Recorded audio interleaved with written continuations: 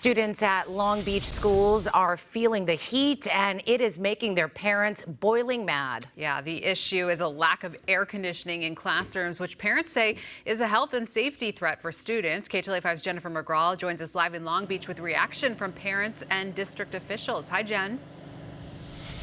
Court and Chair, good evening. That's right. Parents say this needs to be happening, but the district says it's going to take about another 8 years to install air conditioning into each and every classroom, and parents just say that's unacceptable.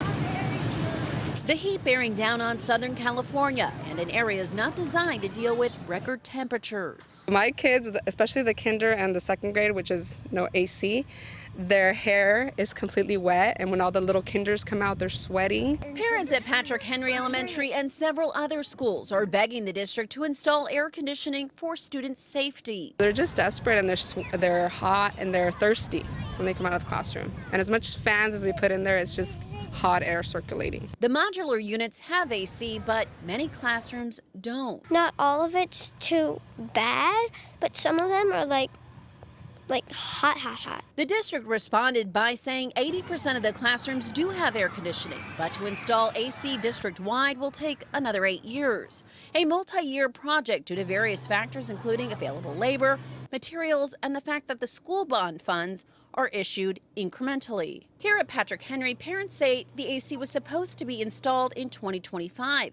but the pandemic pushed it back now to 2029. There was a budget set for all the upgrades and everything, but that they're prioritizing like filling empty pools with cement and things that aren't as important as having AC in the classroom.